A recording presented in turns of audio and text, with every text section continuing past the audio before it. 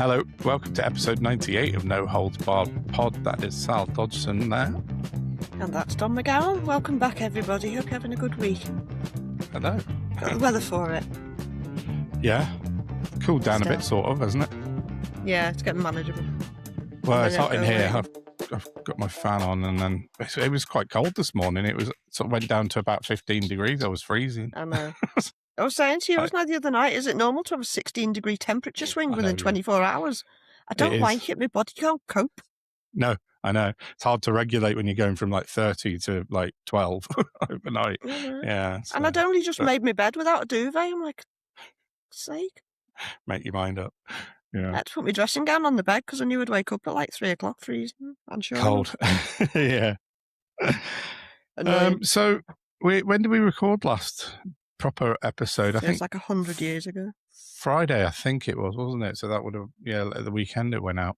Because we recorded another episode of our discussion series, which has gone out in the meantime, with Ollie McKenzie, which was brilliant. Ollie was great. Really appreciate him coming in. Yeah, go and check it out. It's about GDPR and data, which sounds a bit dry. Far more entertaining than you might think. It was a brilliant conversation. Ollie's really funny anyway, naturally. So and he talks well, and he got his points across, and it was just a genuinely interesting chat. So go and check that out. He's a really good egg, Ollie. Yeah, he seems nice.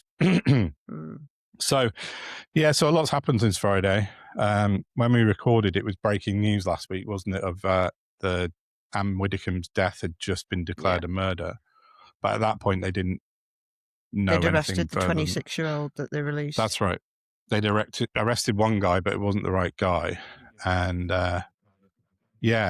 since then things have moved, to say the least. It's been declared potentially a terrorist incident. At least counter-terrorism police are investigating it. But it was certainly a targeted attack. They've arrested another guy, and they've rearrested him yesterday under sort of whatever the holding. They'd gone through his socials at that point, hadn't they? Yeah, exactly. I think so. Planning acts of terror or something. Very interesting to see what that evidence is. Well, I saw something on Twitter this morning that said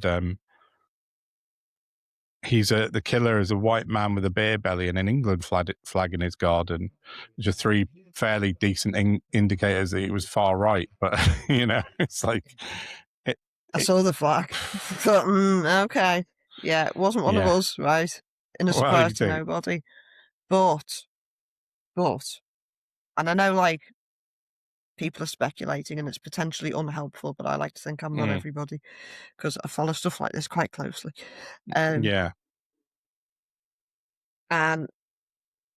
I don't think you can rule out. I mean, it seems academic to me that Nigel Farage had been given £5 million from the owner of Tether. Tether is in trouble in many countries because they are found to have been working with money launderers and human traffickers. They're not nice people. None of them are nice people. Now, I've been saying that for a couple of days, haven't I? Mm-hmm. Added to which, I've just watched the Panorama episode on the Russians sent to torch Keir Starmer's life. Oh, yeah. That went to court. Mm-hmm. One of them was just some far-right nutcase who was looking for an out from the country. Yeah. Oh, and he was literally, I don't even know if he knew he was working for Russia, but he was. And he went and set fire to his house where his sister-in-law was living. Yeah. Oh, I didn't realise that. I've not seen the... So what I'm saying is, my theory isn't as far-fetched as it might at first sound. No. I don't know how much the Cray twins used to put people in concrete boots over, but I reckon it was less than £5 million by a long chalk. I imagine so. Yeah, it's really weird, isn't it? You get into bed with a dog, you kind of get up with fleas. Yeah, exactly. I mean, it's easily within the bounds of possibility, that theory, without a doubt. And notwithstanding, these people are just stooges whose family get paid while they're in prison. Yeah. Follow their finances when he gets locked away. Yeah, it might improve. But suddenly improve. Yeah, the Tether thing is interesting because, as you say, their coin has been used widely by drug dealers, cartels, gangland bosses, all sorts of things And across. Farage failed in his mission.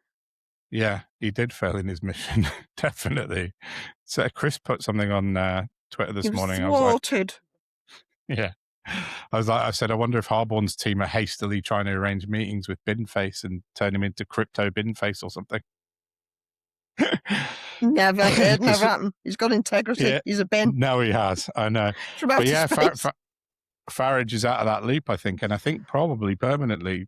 He was on Talk TV this afternoon, basically weaponizing Widdecombe's death into the fact that he needed security again and how he was justifying the 5 million. He was using Ann Widdecombe's death to justify that £5 million, which I think is just despicable. It's But it's a cycle of behaviour. If you spit hate, it's gonna come back to you. yeah, of course it is. It's called, oh God, it's reactive abuse. It's Okay. literally called reactive abuse. When you Yeah. push somebody knowing that you're hurting and upsetting them, and you keep doing it and you Yeah. keep doing it and you keep doing it until they act out of character and react. Yeah. That's what that Yeah. is. I know. And then It's disgusting. Crimea River, little boy who cried wolf. Yeah. Yeah. Totally. Sod off, reap what you sow, made your own bed, lie in it. It's just bizarre. Like they just take any kind of scenario and you've said before trauma Weaponise it. thieves, Yeah. and that's the exact right phrase for it. Because it was only a week ago today that Widdecombe was murdered, and less than a week, Farage has been on telly using that death for his own gain. Well, he got more ahead of the than police, 5 didn't times. Yeah, Somehow. he came out today and said that when he was told last week by the police and the counter-terror police or something, he said that could have been a burglary gone wrong, and he said no, it wasn't. It definitely wasn't. On last Friday, apparently, he told the police that. Like, how the fuck does he know anything? Well, At that, the only way I think you could definitely know that is by, I mean, I think it was yesterday I saw it for the first time, the CCTV of him getting into his car. So he's clearly not nicked anything because he only had his weapon, whatever that was. Yeah, it was like a stick. But there's no, he hasn't like loaded his car up with anything. So it doesn't appear on the to way be out, a burglary. You mean? Oh, right. Okay. Yeah. I only saw a bit of CCTV from him getting in his car at home. But yeah. No, I mean, it obviously isn't that. And now we know. But I just think the speculation that he's been lording around the internet since last week is just shocking. And do you see Zaya Yusuf did a press conference to The Nation today to slag off I can't bear it. I'm not in the right headspace for that. No, right now. I didn't watch it. I can't watch him anyway. But I watched a couple of clips, and he said he was basically slagging the media off for like putting him in danger, putting Nigel in danger, and stuff. And then he went on to say, well, he had a question saying, should people speculate on police cases, like active police? And he said, no, of course they shouldn't. I'm like, what? Your entire party has been speculating since the second this broke, you fucking disingenuous twat. But I mean, speculation's our job kind of thing, so I feel like we've got an excuse. Yeah, that's fine. But like, you can't, as a political party, spend 5 days speculating and then tell the media not to speculate. I mean, they're hypocrites every time they open their mouths. They're literally like children with absolutely no awareness or care to have any, because they're so arrogant. Yeah. They're egotistical. They're just all terrible. They're all the worst kind of personality disorders. But then fucking Sky News broadcast it live on. I can't believe they did that. It's Zaya Yusuf. Who the fuck is Zaya Yusuf? He's nobody. It's just him. They only had, like, I think the only journalist they had was Politics UK and someone else who were broadcasting it live. It wasn't even like a. I mean, he's just no one. How the fuck should Sky News be broadcasting this live? Is just beyond me. So, yeah, I just. That's worrying, that, because it would seem to indicate that they're going after Farage, not reform. Yeah, perhaps. Or unless Perhaps. they're just trying to make a point of not going, like, we're not going after reform, look, we're doing this. I don't know. I just want them gone. Sorry. Lee Anderson's been out on the piss last night with Jim Davidson, posting pictures of him on the piss with Jim Davidson. Robert Jenrick's been out like fucking every single minute of every single day on telly. Obviously, he's wants to be leader of reform. Like, it hasn't taken them long to just kind of forget that the whole thing was He exists. the whole thing was a mess, an actual murder of one of their spokespeople. But the funniest thing was Farage's performative Dan Mutton at the weekend. You know, he did a Dan Mutton. Oh my giddy Christ. It was unbelievable, wasn't it? I mean, the best thing to come out of that are the memes. Yeah, exactly. Have you seen the Sam Neill one? No, I don't think I have. Somebody's done an AI of Nigel going to lay a wreath in Jurassic Park for Sam Neill. Oh, right. It's like a little video clip. It's hysterical. I'll have a look for that. Just dinosaurs in the background.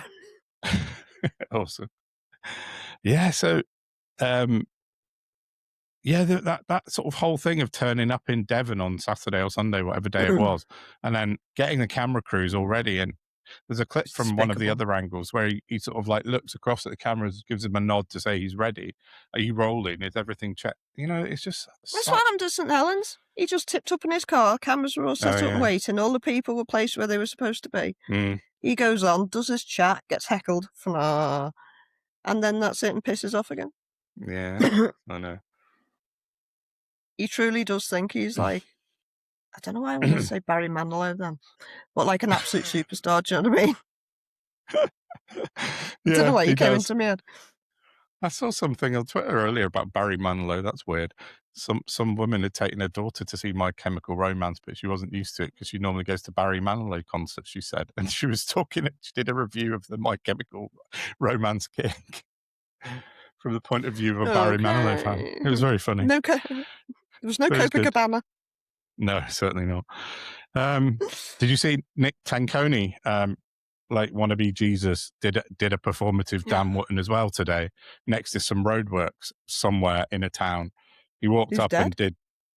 No, for Ann Widdecombe. And then he started praying for Ann Widdecombe.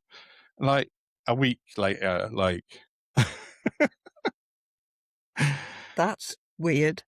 Have a look later on his Twitter, but he does what, this next Paul Golding's going to pop up? Yeah, yeah, exactly. Raise the colours are going to... worst. Raise the colours are going to lower their flags to half-mast for Ann Widdecombe. I don't know. It's all bullshit, isn't it? I noticed this morning next door's got one outside now. Yeah. What, Reform flag or England flag? England. No, I'm assuming it's for the football for tonight. Yeah. Yeah. But I swear to God, they better take it down when it finishes. Well, I get absolutely battered by Argentina. I bet you they leave the flag up. Interesting. Wait and see. I'm quite looking forward to the football tonight. I'm, as everyone may know, I'm Scottish, but I do support England when they're not playing Scotland. I always have done. I've lived here for most of my life, so I do support England when they're playing. What's that? Just remembering what I sent you in the week about the new potential Scotland manager. Oh yes, I know. I don't want to jinx it, but Rafa, I'd take Rafa Benitez as our international manager. Just in the nicest possible way. He's just like a teddy bear that you just want to love all the time. I always had time for him when he was managing Liverpool, and he seems like a really solid, decent bloke. So and he was a top quality. Never heard a bad word about him. No, never. No. Yeah, and there's not a lot of people you can say that about. Yeah, very true. Yeah, I'd be very happy if Rafa took over the Scotland squad. But yeah, football tonight. Don't know. England have got a chance. Do you know what? It wouldn't surprise me if we did win this World Cup, because it's literally the worst World Cup that's ever been and hopefully ever will be. So it would, tally up, but I couldn't give two fucks. Fair enough. Sorry. Fair enough. You sound like my son. It still disgusts me. I will watch it in the background, but I'm definitely going to watch no enthusiasm whatsoever. Yeah, I don't know. We shall see. It'd be interesting. I don't think they'll beat Argentina. I've seen the political side of it's been really weird this week. Like, obviously, that you expect it from people like the Sun and the Daily Express, but like all of even the sort of broadsheet kind of press have been touting it as some sort of Falklands revisited kind of fucking thing. Like, Oh, for fuck's sake. the RGs are back and all this sort of shit. It's like, give it a rest. We played Argentina loads of times since then, and it's like, it was what, nearly Somebody sent me 50 something years on ago. Instagram about the Argentinians like last week, saying how the Argentinians are the Israel of South America, and I'm like, it was all I could do not to be facetious and say, do you want to go and read a history book? Yeah. But the thing about that is that's where the Nazis went. Yeah, they did, a lot of them. I've been to Argentina. It's lovely. The Is people it? there were absolutely, yeah, it was gorgeous. I loved it. I was Buenos there Aires and went to Buenos Aires for as part of a trip around the world thing that we did years ago. But I loved Buenos Aires. It was a fantastic city. It was really nice. I'd The love to people do were really that. friendly. It was Do a nice. trip around the world and just like dial into the pod from wherever I am. How's that? Yeah, that'd be nice. Yeah. Uh, Anyway, we're digressing. Where are we now? Yeah, we're Yeah, just we talking are. about reform. Yeah, so I don't know. I think that's probably enough about reform this week. It's they're hogging the headlines to talk up their dear leader rather than hogging the headlines to mourn their spokeswoman that died last week. So it's very, very typical reform, and they're trying to use it to divert from their £5 million. But people like Dan Hodges, Yeah. of all people, are not going to let this lie. And the Times, No. the Times, Oh, he's fuming, isn't he? Dan You Hodges know, and in you're the just Mail. like, I know, yeah. oh shit, there's definitely been a round robin. Yeah, 100%. Because like Jane was saying on the chat, wasn't she? There's clearly like they've all suddenly turned all on the same day, and everyone got the memo. Yeah, exactly. Who's calling them shots? That's what we need to know. I assume it's got to come from the Murdochs downward. They were the first to start going after him, I think, like in the mainstream, the Times were. So I think once the Murdochs unleashed their like full fury towards him, I think that's it. And everyone went, oh, okay, time to do that then, is it? And yeah, and Dan Hodges is now apparently like a raging lefty that all the right hate him. Like everyone in Reform thinks he's a plant. Blah. Oh, he's just a shape-shifting knob. I'm sorry. Yeah, I can't. Dan Hodges. He's got no consistency, so I've got no time for him, really. No, he has had his moments in the past where you go, oh, yeah, good, fair point, yeah, I like that. And big fan of his mum, not so much him. Yeah. Who's his mum? Prue Leith. It's Glenda Jackson, No. isn't it? Yes. Danny Kruger's mum's Prue Leith. Yeah, that's right. Yes, Glenda Jackson. They're right. all on the spaceship. I didn't know yeah, they are. I didn't realise Dan Hodges worked for Hope Not Hate, and he was a real sort of lefty up until not very long ago. I found that out yesterday. Yeah, he used to write. Know that? I don't know. I certainly didn't. He was a real liberal, worked for Hope Not Hate as a journo, and then sort of took a swing. But then Hope Not Hate are like borderline a labour operation, aren't they?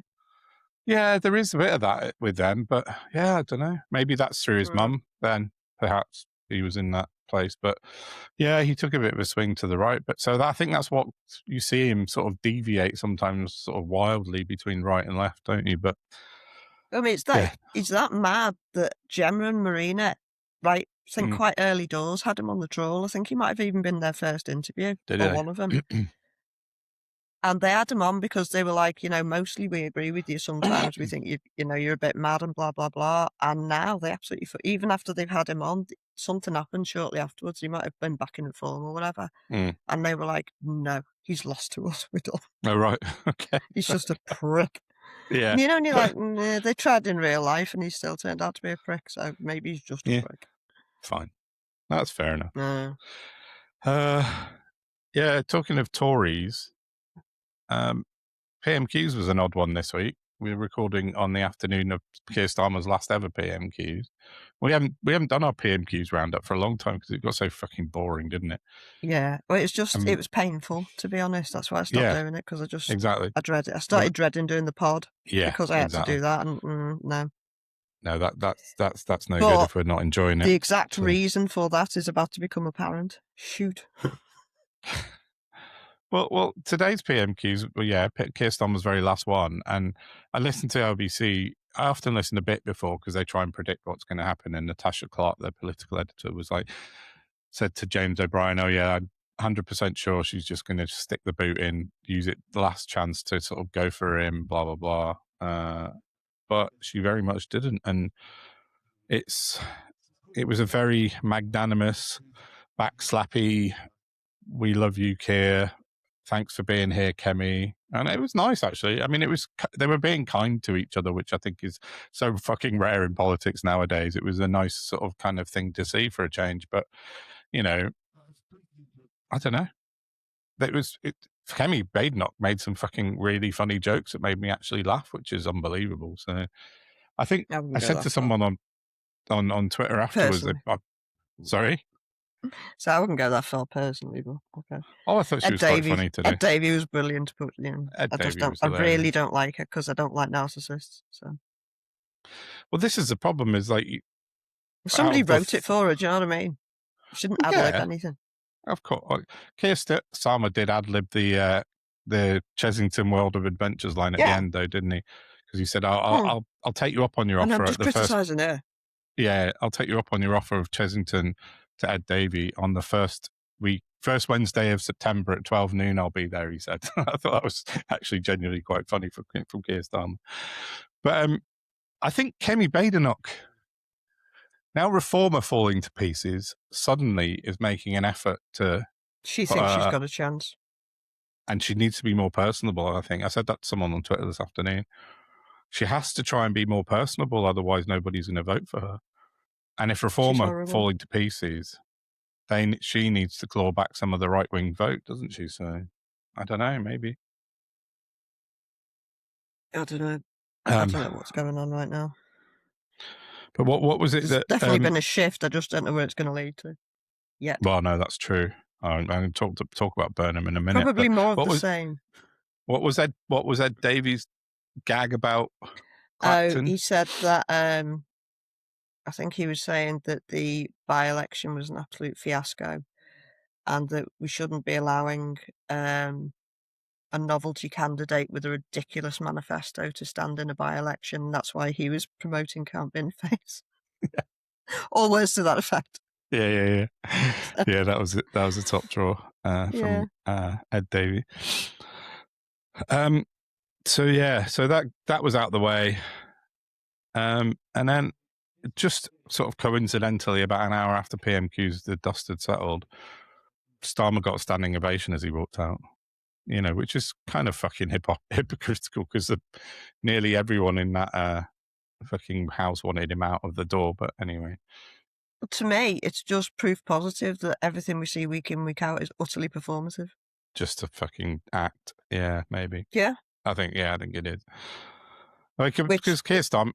I find to be beyond abhorrent, given that real people's lives are at the bottom of everything they're supposed to do, and they're supposed to be our caretakers, and they're not by any stretch of the imagination. Yeah. Some of them are a small minority. Don't get me wrong. We have got some good news coming up, but by and large, the proof of what we're all still living through, that isn't their purview at all. No, I think Keir Starmer even said today, he said something about Kemi Badenoch, and he really appreciated how she'd reached out to him behind the scenes. So that, like the sort of anger between the two of them in PMQs, and then he said when his brother died and when his house was firebombed and what have you, that she came to him and offered, her support, which he appreciated. So yeah, I mean, it just tells you. To be frank, that's just like human behavior. How people in that world. I remember when when I worked at the Spectator, and I'd be sending all these courier letters all over the shop for people, like when Gordon Brown's baby died. Oh yeah. She sent a big thing to Sarah, and then they sent a handwritten letter back, and that's how they operate at that level. It's just the done thing. Yeah. So I don't know that she's particularly special.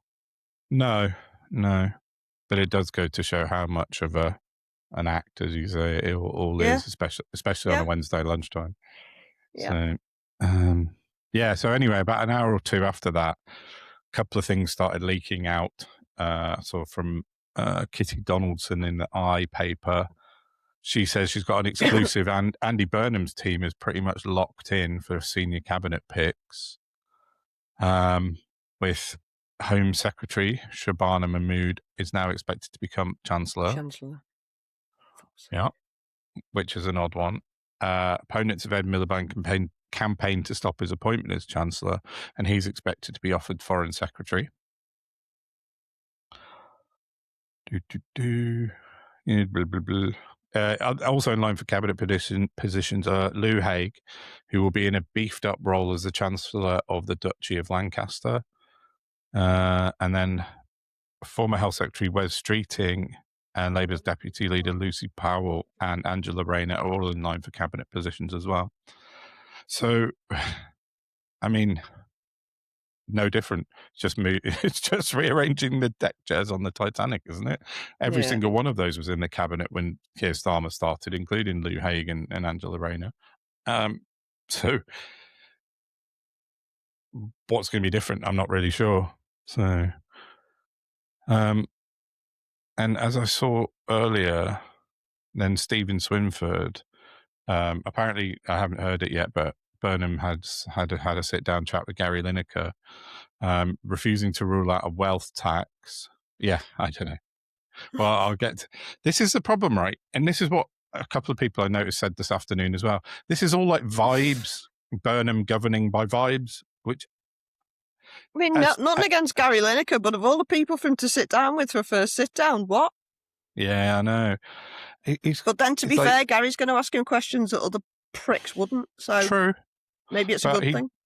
He basically said he doesn't want to create new divisions or be perceived as someone who's coming with grudges and agendas. So, decisions to be taken in time. You may as well put man at the end of that. Decisions to be taken in time, man.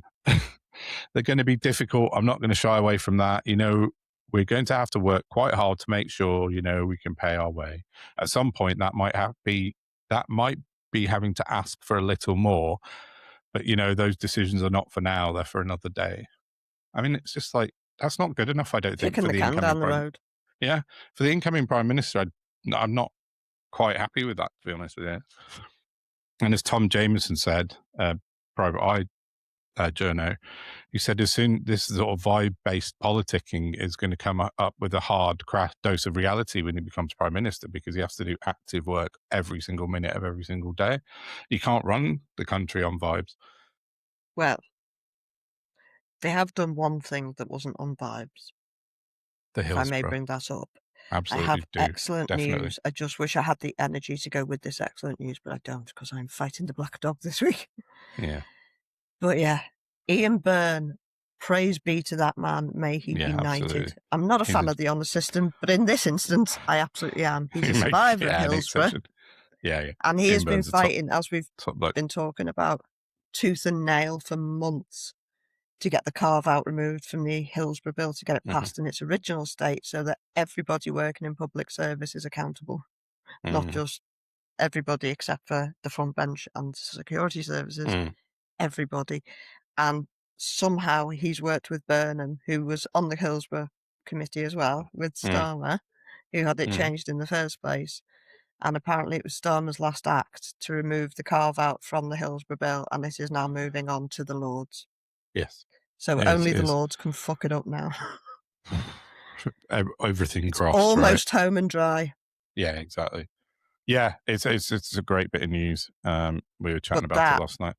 Will change the landscape. Initially, it doesn't seem like much, but when you consider that all it really means is that at inquiries, if people are found to have lied or perjured themselves, they go to prison for that. It's now a criminal offence, which would have made everybody from South Yorkshire Police under the Hillsborough case, they would have all been in prison because they all colluded and lied.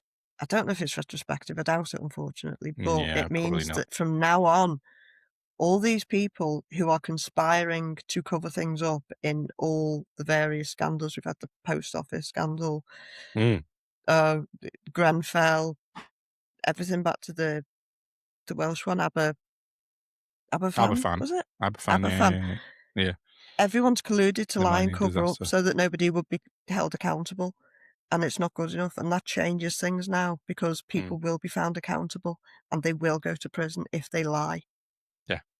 Which should really then mean people start doing their fucking jobs properly, like they should have in the first place. Fingers crossed. Yeah, exactly. But it's a really big foot in the door of this culture war nonsense. And you know, the two-tier justice system that we absolutely definitely do have between the poor and the rich. Yeah. I think it's a really good step. Yeah, it's a really good thing that's happened. Yeah, hats off to Ian Byrne because he's battled for that, as you said, and he's got his way. So Burnham and Starmer are getting all the praise for it, and I'm like, no, Ian Byrne, not Liam. Yeah, sorry. No. Yeah, Ian Byrne definitely deserves all the praise for that. He's an incredible individual. I saw a clip of him talking about it the other day when he found out. I might put that in at the end. He went down to Anfield. Yeah. Yes, that's right. It was just outside Anfield, wasn't it? We could put that in as a clip because it's worth a listen because he's such a genuine man and he means what he says. So, and it's obviously like a hugely important thing for him, as you said, as a survivor of Hillsborough. So, yeah. The man that told me to use my anger. Yeah, he's not wrong, is he? No, it's good on him. He's brave. Anyway. Yeah. So he is a brave man. A rare bit of positivity from our politics, which is great. Yeah. So. Yeah, I got a couple of other things I'd like to talk about briefly. What have you got left to do? I've got a story for the end about terrorism. Oh, yeah. And a story from America. Okay, cool. Yeah, so America, I haven't got anything on America this week, really. I haven't really been it's dialed not into normal. I mean, I suppose it runs parallel. Apart from the war is back, that's all. That's all I know about political. America. Okay, cool.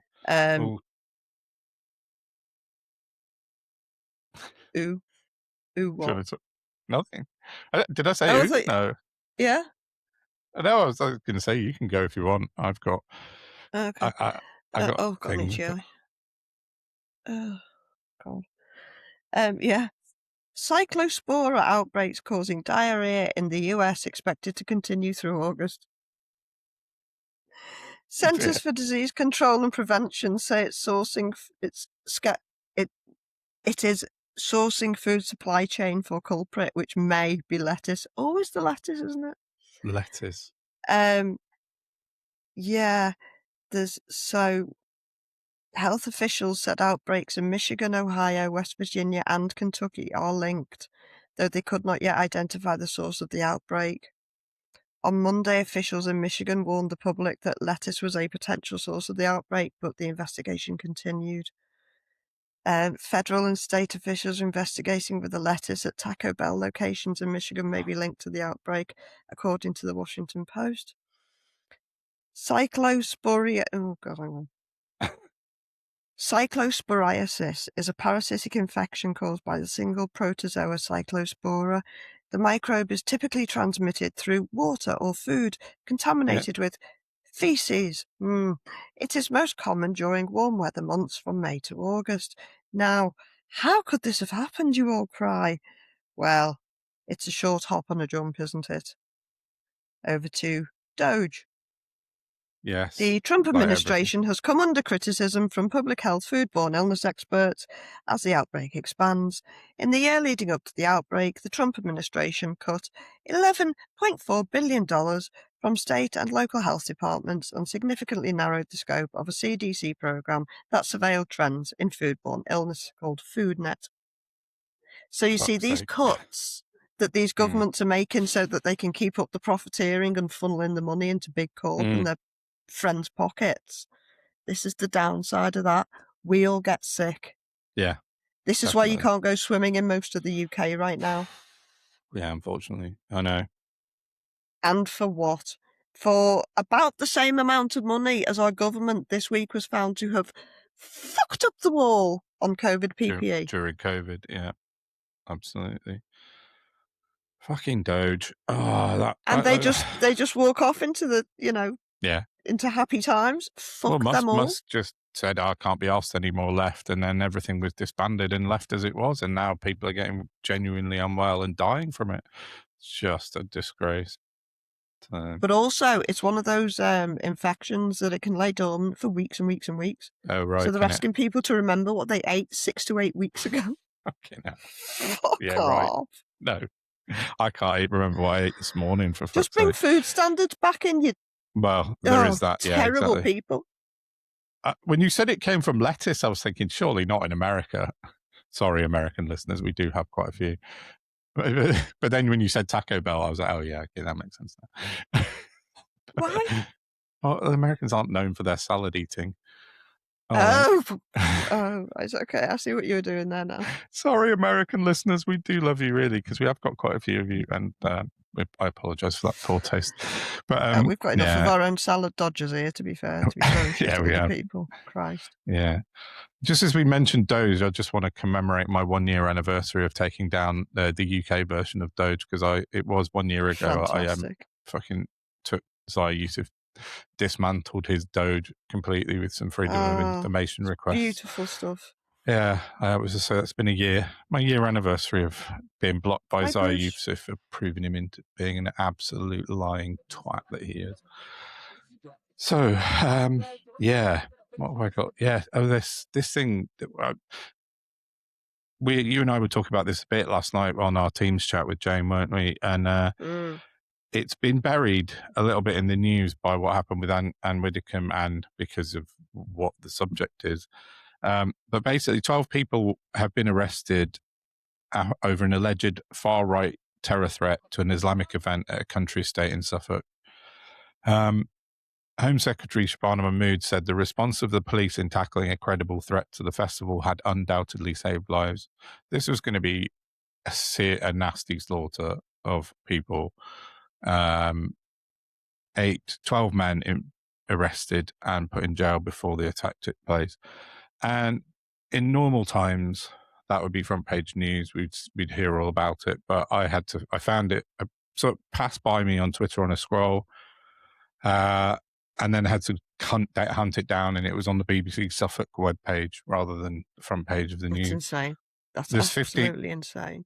15,000 Muslims attended a festival, an Islamic festival in near Barham, Barham, I don't know how you say it, near Ipswich. And these 12 people basically were going to go and kill loads of people, and the police and counter-terror thwarted it, thankfully. But it's just unfortunately, that's what you get with disaster capitalism. You get a side effect of a lot of people who've got nothing to lose. Yeah, and very angry about having nothing to lose. What do you expect? It's cause and effect. This is what makes me so very angry, because they're either very stupid, the government, or they just don't give a shit. And now they're announcing that they're spending an extra, 250 million or billion or something on extra Jewish security for people who've already got their own police force atop the standard police force that nobody else has got. No Muslims are getting extra security. Well, this is it, exactly.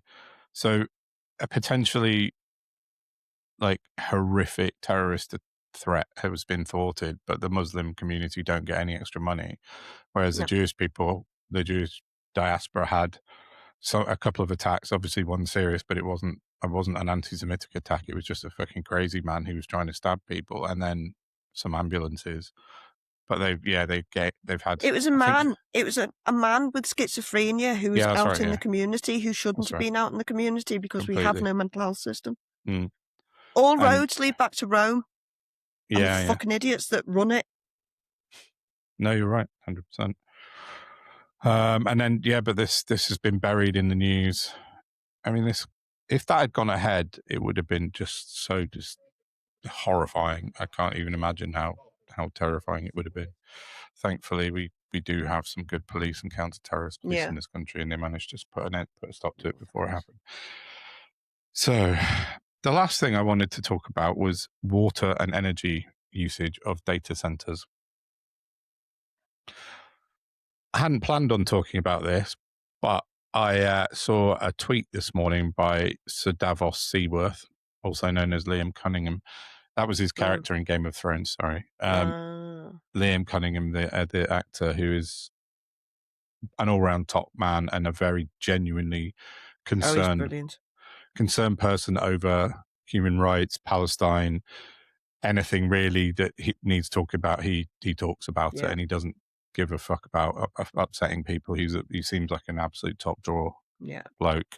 But he basically put a tweet out this morning that said, water restrictions in 6 Irish counties until the end of August. There are approximately 100 data centres in Dublin alone. I've no doubt they're being restricted first, aren't they? Aren't they? He said, obviously being ironic or sarcastic. And it got me wondering about it. And I just had a brief look this morning about how many data centers and what our sort of energy percentage is. But firstly, the first bit of information I found, UK data centers are not required to publish how much water they consume. That's the first thing I found. And I think that's fucking disgraceful. They're just not, they don't have to do it. So there's very scarce figures around to tell you about the water usage of data centers. Now, we know from, reporting around the world that they use a fuckload of water, to put it in its technical terms. I mean, you could probably take readings from somewhere else with a relative sized, couldn't you, and lay it over. So I did a bit of research. So there's no comprehensive site-by-site figures, but sort of environmental information requests to water companies have identified almost 10 billion 10 billion litres a year supplied to 231 data centres in England and Wales alone. So that's roughly where we are with the amount of data centres, 231, which is a lot more than I actually thought we had. I had no idea we would sort of had these hundreds of data centres, but that's in energy terms. They're going to be little ones, aren't they? Because this is again humanity keeping up with the internet. So they build these warehouses, I assume, and then they build them out, and that's when it becomes fucking problematic. Very true. So that 10 billion litres a year, but the Commons Library concluded that this was almost certainly an underestimate. Not every water company responded. Not every customer could be identified as a data centre. So that figure of 10 billion litres is only, they reckon that's a fraction. They should have to build their own reservoirs. They should, and they should also be made to declare what energy and water they're using, because if they're not, then they're just, and we're not allowed to water our garden, but these data centers are just harvesting everything they can. Yeah. See, that's the thing. How could, and I'm speaking because I can imagine the argument coming up, how can Reform turn around and just have a veto on solar panels, because they cover the countryside, and we've got loads of it. How can they say that that's terrible, but data centers are okay? Because they're football fields worth of spaces. Yeah, they are huge, vast. You can't have that position, can you? No, you can't say yay data centers and boo solar panels. No, of course not. It's fully contradictory. Especially Richard Tice, who's got solar panels all over his office buildings and drives a Tesla. Twat. And is monetized to the fucking eyeballs by oil and gas. I despise them so much. Yeah. There was a big research project done by Slough Council, because if anyone knows, people abroad won't know, Slough's outside London on the M4 corridor. But it has loads of technology parks around Slough. It's where Oracle is, isn't it? Reading. All those big ones. And they've got massive clusters of data centers on the map. When I look at it around Slough, probably the biggest clusters around the whole country are sort of, Slough, Windsor, Hounslow, around Heathrow area. So Slough Council did a bit of research on this. So it said the unusual feature of data centers is not merely the quantity of energy and water it consumes, but it's a continuous combination of continuous demand, 24 hours a day, every day, no break, high reliability requirements, geographic clustering, because they're just when they're clustered around these big tech companies, rapid construction and projected growth, which is what you just said. They start small and then they just expand and expand and expand. they're like Lego buildings, aren't they? So they can just bolt on Yep. another one and another one and Yep. another one. So all of a sudden you've had one small one's turned into, as you say, multiple football fields. And they have limited ability to tolerate grid interruptions. That means they're prioritized by the national grid for electricity. So that if the national grid has a break or something happens, certain things get prioritized, like police radios and things like that, and comms for the police and the military. But also now data centers are part of that. So if they get priority access to our energy and our water. And then the last thing Slough said is that they have competition with housing and other industries for electricity and water infrastructure. So they're literally drawing power away from homes, like for us. It's absolutely fucking disgraceful. Yeah. So the rough figure from the Commons Library said that data centers take up 2.5% of British grid consumption over the whole country, but that's a massive underestimate because they don't know for sure. But in Slough, it accounts for 65% of the electricity consumption in the Slough area. Fucking hell. 65%. That's outrageous. Who's the MP? Good question. I'll find out. But isn't that just nuts? So they have full priority. They take power from homes when they need to, and like they are literally taking 65% of the entire Slough area's energy resources. It's not on that. I'm quite surprised I haven't heard anything about it through the Greens. Well, this is something they should be on, I think. Yeah, luckily I know because you've checked that I haven't got one in my constituency. But if I did have, I'd be on the phone. Yeah.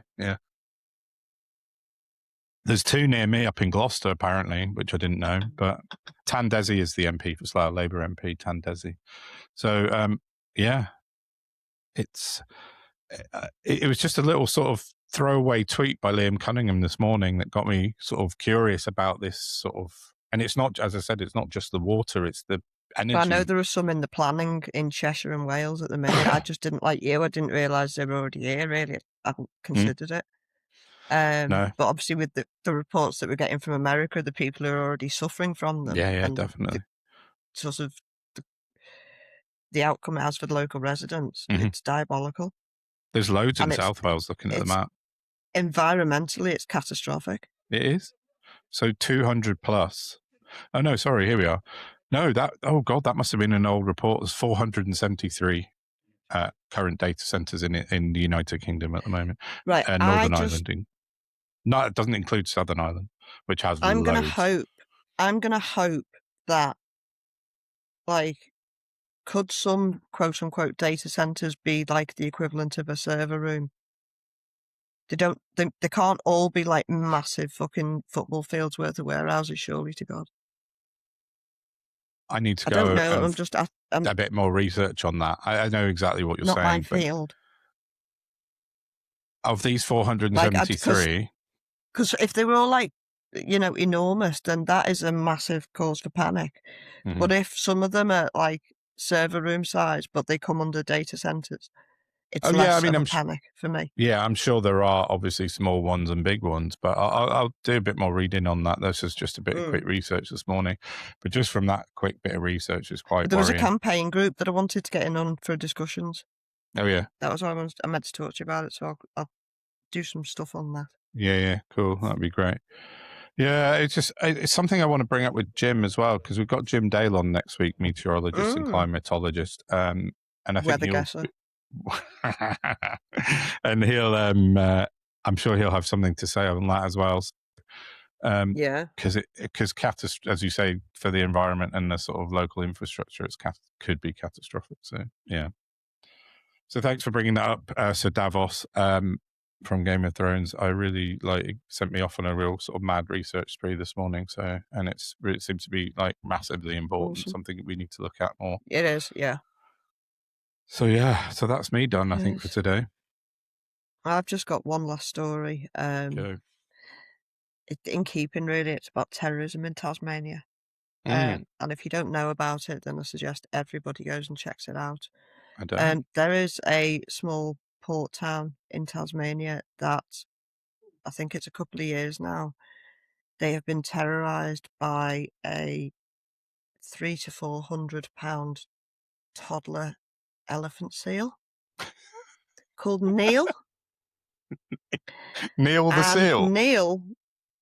Neil the elephant seal, he does not like vertical things. And he doesn't like fences. And I mean, he hates traffic cones.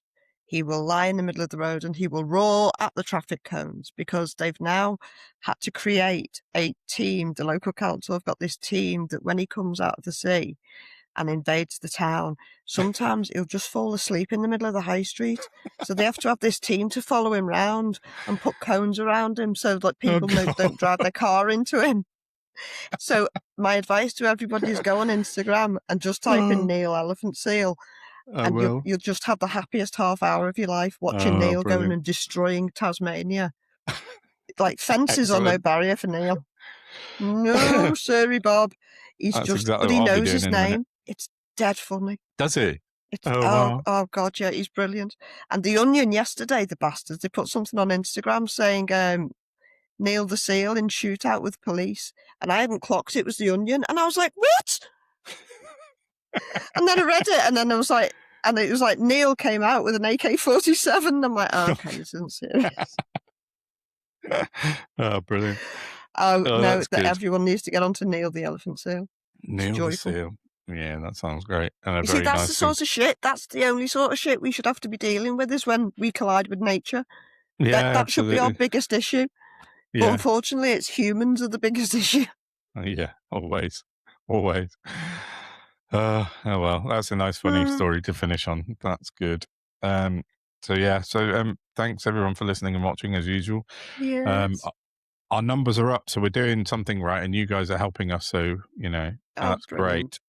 Check our website out. I think that's a good start because we've got everything on there. noholdsbarredpod.com. Every episode is on there. It has its own page if you want to know about what we talked about, clips and all that stuff. Yeah, so go and find us. And some new merch coming up next week, as well. So please subscribe, comment, share, like, whatever. All the things you can possibly do would be much appreciated. Thank you very much. Yeah, so thanks very much for listening. We shall be back soon. Bye. Bye. Today I thought it was fitting to come down to Anfield and sit in the bench opposite the memorial. This is where I walk my dog most mornings, and this place has given me so much inspiration when times have been tough during this process.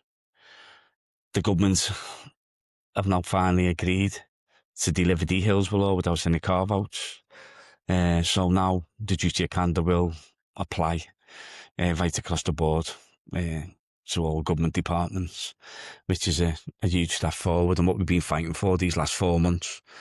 So on Tuesday in Parliament, we'll be able to speak at third reading, and then it will leave Parliament and go into the Lords and follow the process before it goes in the statute book.